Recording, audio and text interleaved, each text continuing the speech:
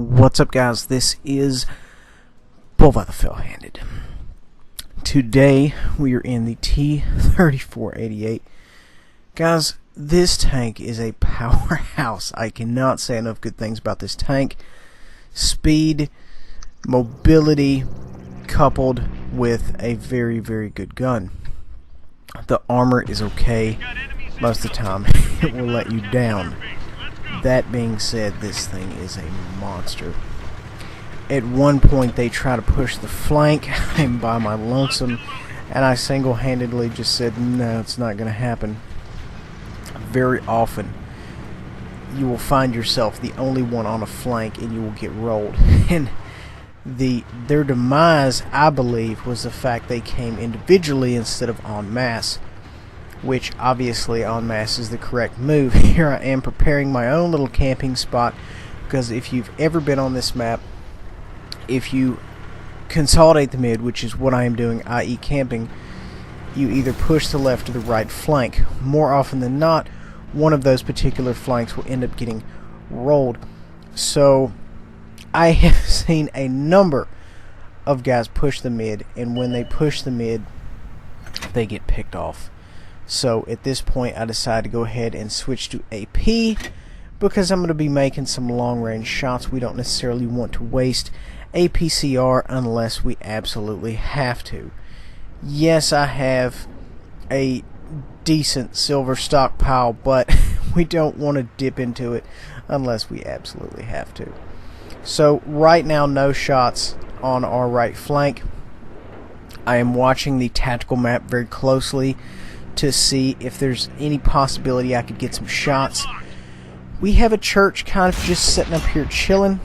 I fire an AP at him, which it most certainly hits or bounces, and I decide to go ahead and send an APCR after him, and it most likely missed. So right now I'm being blind fired in return, which is a good move on the church's part, and then we're going to just kind of reposition, get into a better area, and put some long range fire. So we go ahead and track him, which is good for him because it looks like he wasn't going to move anyway. There he goes. Put aside into this gentleman right here, and before he knows it, he's in trouble. I'm not even sure if he knew it. He wanted to get that last round in, it looks like, and it just the juice wasn't worth the squeeze. In other words, he didn't really get a very good ROI on that one shot because he died. Moving on. So right now we are currently holding position, and guys, I would like at this time to apologize. It seems I forgot to mute the other people in the party chat. My apologies. Moving on. So they're still maintaining pressure, it looks like, on the flanks. We are still holding the mid. At this point I kind of decide it may be time to get moving. I am not a TD player. I'm not very patient. That's why I like mediums. Heavy tanks, it kind of reins you in. If you are a somewhat impetuous player, heavy tanks can kind of keep that in check, as you can't physically get to an area where it would be detrimental to you very quickly. But when you drive fast tanks, you know, i.e. your Bat Chats, your Leos, your Leopard 1s, yes, you can get into a bad area very, very quickly. So that's kind of something, you know, you have to be aware of that. Now here goes Bull by the Fell-Handed, aka Bull by the Wall. I get up here and I said, you know what, I should have been up here sooner. That's the first thing I said. Put around in the side of this other 34-88, and he's just doing nothing but auto-locking. I fire, I dirt it, I just put that one straight into the ground. I've got him auto-locked here. I fire an auto-lock, which is something I've really started to get away from, except the fact that I've seen so many people considerably more successful than myself auto-lock in the Type 59. So I've actually begun experimenting some with auto-lock. So we have Japanese Heavy coming up. I don't know. I think this guy was planning on ramming me. I don't know. He's going back to the garage now to think about his transgressions. Guy's just looking dead at me. I don't know where that round went, if it bounced or what.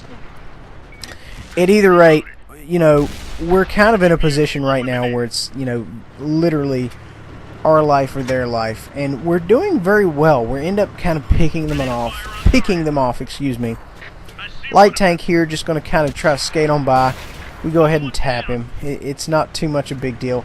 I do have APCR loaded. I tend to load APCR when it is numerous tanks against little old me. It kind of gives me the edge, maybe even things up a little bit. We're doing rather well here against the Reds as of now. We're getting a lot of penetration. As soon as the gun comes up, most of the time we have a penetration locked down. So essentially it's just a matter of time really until we finally eke out the rest of these Reds. But you know, it didn't look like it was going very well for them. I don't necessarily, I'm not naive enough to think I alone turned the tide of battle, but I sure as heck helped. We have a damaged crew member there. We went ahead and fixed him, and I'm trying to put one in the side of this guy, and the gun is just not agreeing. This is going for my top gun here, and the gun is just trolling me. It's awful. I'm afraid to peek over. I don't want to get shot. I put one in his upper plate, which at that angle is an auto bounce, and I kind of screwed myself out of top gun.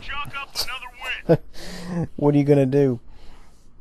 We did, you know, very well. We didn't do very well on the silver end. 27-15 in a tier 6. Guys, I really hope you enjoyed the video. Please remember to like, subscribe, and share. If you like my videos, check the description below. There's plenty more others of us out there.